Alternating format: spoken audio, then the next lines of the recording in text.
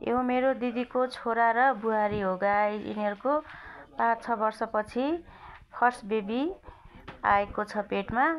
अनि यिनीहरूको हामीले बेबी सवार गर्दैछौँ। आज बेबी सवारको दिन हो। 9 महिना कम्प्लिट भएपछि बच्चा चाहिँ बेबी सवार गरिदिएको हामीले। बेबी सवार गरेपछि बच्चा छिटो जन्मिन्छ अरे के गाइस। त्यही भएर हामीले फ्यामिलीको सबैजना मान्छेहरू बोलाएर बेबी सवार गरिदिएको। सबै आफन्तहरू यता छेउको चाहिँ स्पेसली हजुरआमा, बेबीको हुनेवाला बेबीको हजुरआमा। अनि यो हामीले बेबीको बेलुन राखेर बेबी सवारको पेट बनाएर सबैजनाले फुटाएको, तर भिडियोमा देखेको छैन गाइस। यो बेबीको चाहिँ हजुरआमाहरू सबै यो बेबीको धेरै जसो हजुरआमा छ। मामा घरको हजुरआमा म चाहिँ, अनि उहाँ चाहिँ मामा घरको माइजू, अनि उहाँ चाहिँ हजुरआमा। धेरै जसो लाइनमा भएकोहरू चाहिँ बेबीको हजुरआमा मात्रै छ गाइज। हेर्नुहोस्, ऊ चाहिँ बेबीको फुपू हो, अनि ऊ चाहिँ बेबीको फुपू, अनि ऊ चाहिँ बेबीको आन्टी।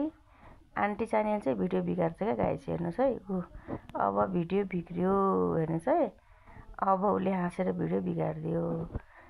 अब चाहिँ फेरि कन्टिन्यू भनेपछि फेरि आएर भन्छ उसले चाहिँ अब फेरि हुँदैछ है, म बेबीको आन्टी भन्छ। अनि फाइनल्ली बेबीको मम्मी। त्यसपछि हामीले चाहिँ हस्पिटलाइज भयो बेबीको मम्मीलाई चाहिँ। अनि हस्पिटल लिएको दिन पुगेपछि, अनि पेन सुरु भएपछि हस्पिटल लिएको जिल्ला हस्पिटल जाजरकोटमा। मम्मी रातभरिको पीडा सहेर यसरी बिहानको 8 बजीतिर फाइनल्ली बेबी पायो। लक्ष्मी पाइन् हाम्रो घरमा। छोरीको आगमन भयो।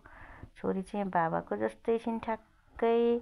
हेर्नुहोस् गाइज, नाक मुख कति राम्रो बाबाको जस्तो डिम्पल बस्छ गाइज। ऊ हात हेर्नु कति राम्रो छ हात। ऊ रुन थालिसक्यो। अनि आमाको वेट चाहिँ 52 केजी। 52 केजीमा चाहिँ 3.5 केजी चाहिँ बच्चा। भनेपछि बच्चा चाहिँ एकदम हेल्दी जन्मेको छ गाइस। जिल्ला हस्पिटल जाजरकोट पहिलाभन्दा एकदमै फेसिलिटी छ, राम्रो छ। त्यहाँको स्टाफहरू सबै बिहेभियरहरू सबैजनाको राम्रो छ। फाइनल्ली मेरी छोरी चाहिँ खेलिराखी छिन्। अनि बच्चाको बाउ चाहिँ त्यहाँ रेस्ट गरिरहेको अवस्था छ गाइज। हेर्नुहोस्, बच्चाको हजुरआमा चाहिँ सुत्नु भएको छ पाल्नु बेडमा। अनि यसरी बच्चाको मम्मीलाई फेरि उठाएर बेबीलाई बुबु खुवाउने बेला भएछ। बच्चा चाहिँ दिनभरि मजाले सुत्दिने। बिहान 8:30 बजीतिर जन्मेको बच्चा दिनमा मस्त तरिकाले सुत्दिँदो रहेछ गाइज। हेर्नुहोस्, क्युटी पाई क्युट छिन्, कति राम्री छिन्। हेर्नुहोस् त गाइज, रातभरि बेसरी रोएर कराएर हस्पिटलमा गएपछि अनि रातभरिको अब बुबु खाँदैछिन् बेबीले बुबु खाँदैछिन्। बुढाबुढी लाएर बेबीलाई बुबु खुवाएको अवस्था। लाइफमा फर्स्ट टाइम आमा भएको एक्सपिरियन्स छ मेरो बुहारी नानीमा। अनि छोरो चाहिँ तुज्याङ्गो 80-90 केजीको डाइटिङ। बुढी चाहिँ सानी लुरी। हेर्नुहोस् गाइज, बेबीले बुबु खाँदैछ। अनि मेरो बेबी चाहिँ के खेल्ने क्युटी पाई। हेर्नुहोस् गाइज, आमा छोरीको ताजा अपडेट चाहिँ यस्तो छ। त्यसपछि हामीले त्यसको 24 घन्टापछि घरमा ल्याएर बेबीको गृह प्रवेश गराएको।